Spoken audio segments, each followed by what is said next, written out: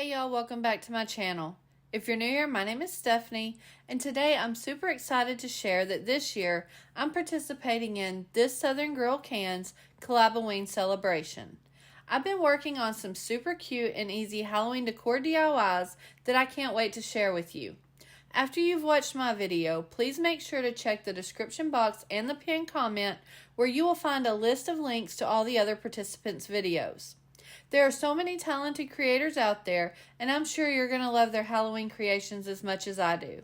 So if you haven't already, please hit that subscribe button, and if you like this video, be sure to give it a thumbs up, and let's get crafting. Jumping right into DIY number 1. For this project, I used one of these 12-inch bamboo wreaths from the Dollar Tree.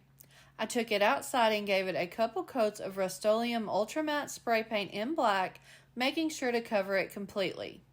I also used some of these LED wire lights from the Family Dollar. Once the wreath was completely dry, I wrapped the lights all the way around it. Next, I used one of these 1.9-inch foam balls from the Dollar Tree and some of this off-white colored burlap fabric also from Dollar Tree. I cut an 8.5-inch by 8.5-inch square of the fabric and used hot glue to attach the foam ball to the center of the fabric square. I wanted the ghost to look a little tattered, so I went around the edges of the fabric and pulled some of the strings out to fray the edges. To give this ghost more of a traditional ghost shape, I created folds in the sides of the fabric and used hot glue to hold them in place. I then took one of these small eye hooks and placed it on the top of the head of the ghost right in the center so that I could hang it. I used Waverly chalk paint in the color ink and the end of this paintbrush to create the eyes of the ghost by dipping the back of the brush into the paint and stamping the eyes onto the fabric. I took a piece of clear fishing line and fed it through the eye hook on the head of the ghost and tied it into a double knot to secure it in place. I then fed one end of the fishing line through the top of the wreath in the center and again tied it in a double knot to secure it in place, making sure to leave enough slack in the line so that the ghost looked like it was floating in the center of the wreath, and this one is finished. Y'all, this turned out so cute. This one was inspired by a larger wreath from Pottery Barn, and I wanted a smaller version to go on this small wreath stand that I keep on my mantle. On to DIY number 2. For this project, I used this orange foam pumpkin from the Dollar Tree and removed the stem. I also used this candy corn pumpkin that's a bit smaller from Dollar Tree and removed the stick and the stem. I took some Waverly chalk paint in the color plaster and mixed it with baking soda to create a paste-like consistency, then gave both pumpkins 2 healthy coats, letting them fully dry between the coats. I really love the stone texture that this mixture gave to these pumpkins. Next, I used Waverly chalk paint in the color truffle to paint the stem of the small pumpkin. When that was dry, I used Waverly chalk paint in the color hazelnut and lightly dry brushed the stem to give it some dimension. After the pumpkins were dry, I used a pencil to sketch out quotation marks in front of the word never onto the front of the small pumpkin and the word more followed by quotation marks onto the front of the large pumpkin. I used Waverly chalk paint in the color ink to paint the words on the pumpkins. Once that was dry, I used hot glue to attach the small pumpkin on top of the larger pumpkin, making sure the words were lined up properly. I then used hot glue to reattach the stem in the top of the small pumpkin. Next, I took some Spanish moss from the Dollar Tree and used hot glue to attach it around the stem. I also used one of these crows that I got in this 6-pack from Amazon, and these will be linked in my Amazon shop below. I did go ahead and cut the wire off the bottom of the crow's feet. I found one of these tiny skulls in my stash and painted it with apple barrel paint in the color antique white and used a Sharpie to fill in the eyes and nose.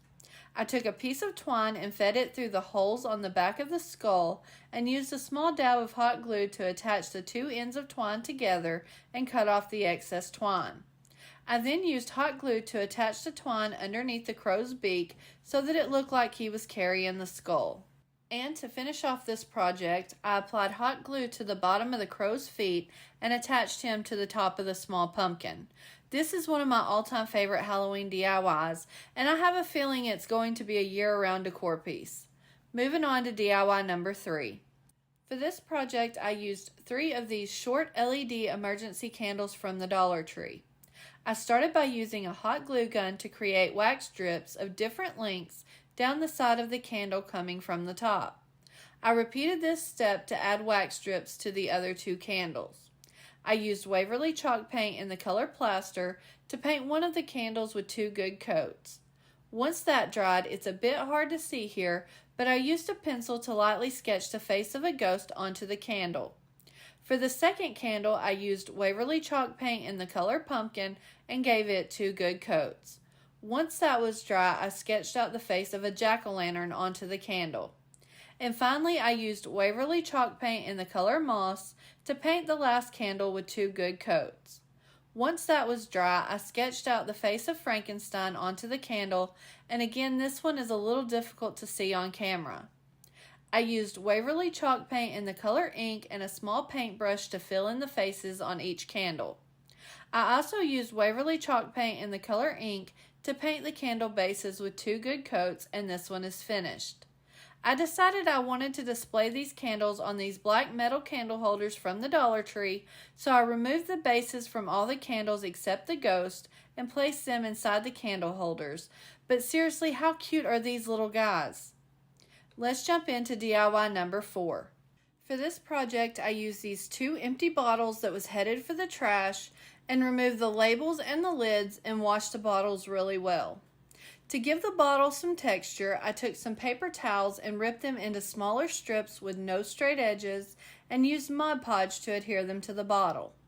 I worked in sections, adding a layer of the Mod Podge and placing the strip down on top, and while the Mod Podge underneath was still wet, added another layer of Mod Podge on top of the strip so that it would wrinkle and have some bumps in it.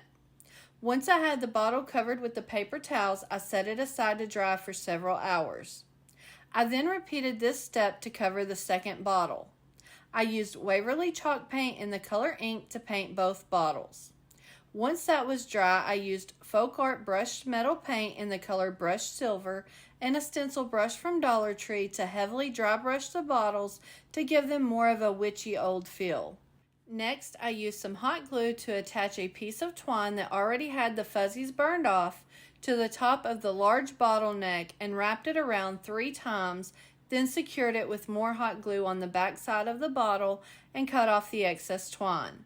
I took this small plastic skull that I had in my stash and cut it in half right down the middle seam. I then used Folk Art brushed metal paint in the color brushed gold to give it 2 good coats.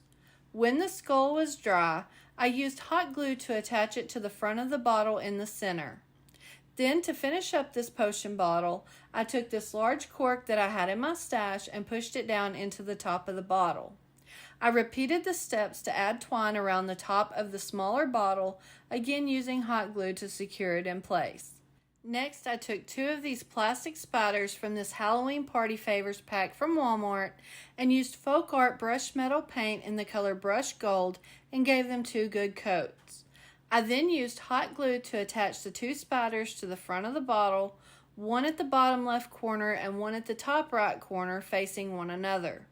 I used one of the corks from a bottle of seashells from Dollar Tree and added a little hot glue around the edges to hold it in place and set it down on top of the bottle, and this one is finished. I am really happy with the way these bottles turned out, and they are going to look really cool and spooky on my witchy entryway table this year.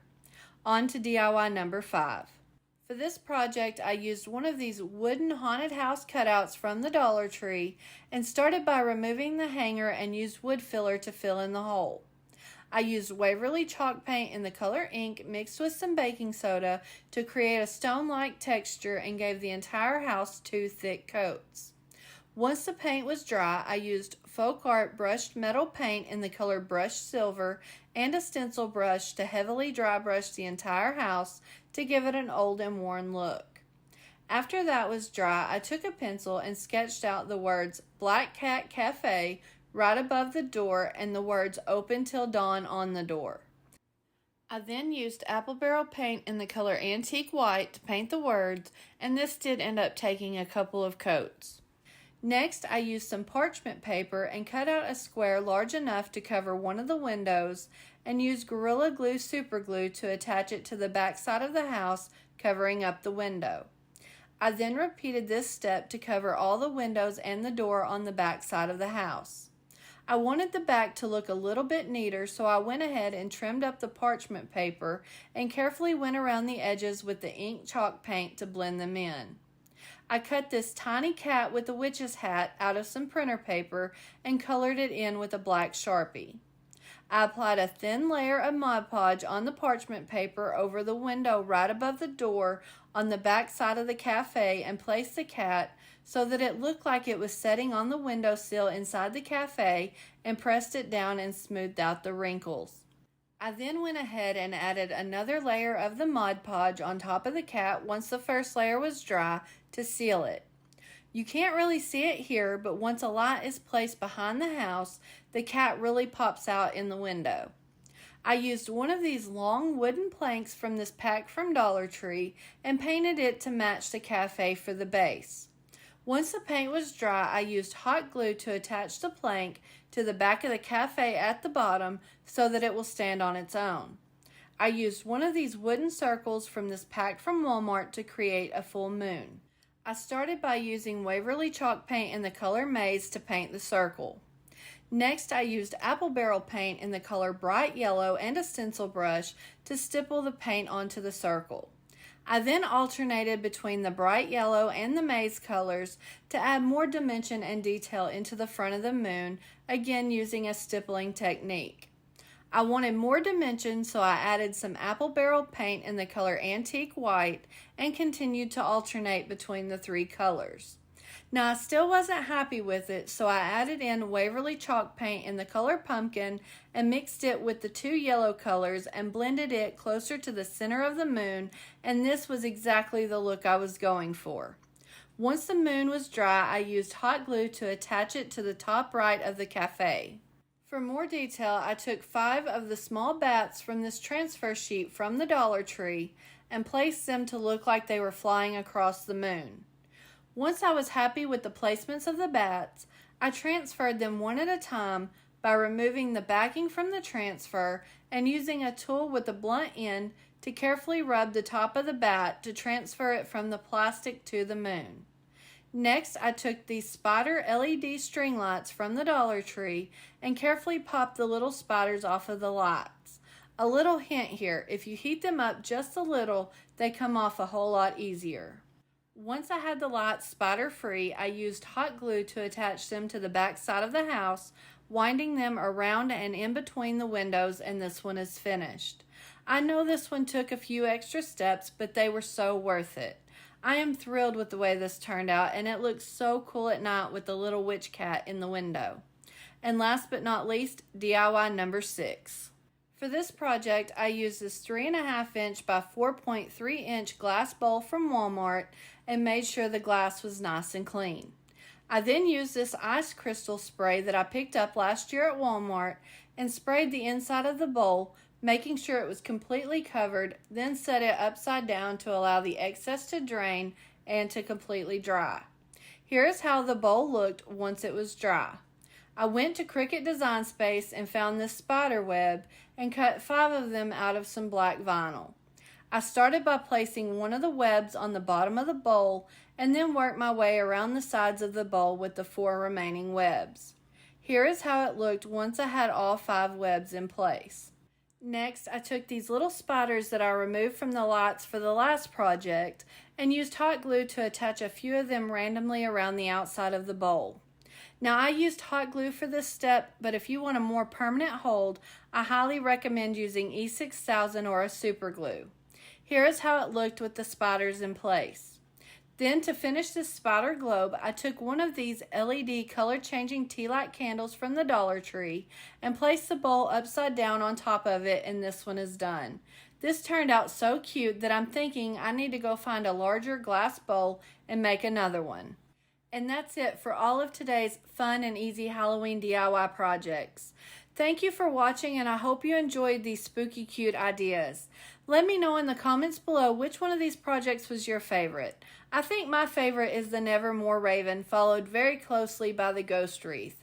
If you decide to give any of these projects a try, I would love to see your recreations. You can tag me over on Instagram, and I'll leave my handle in the description box below.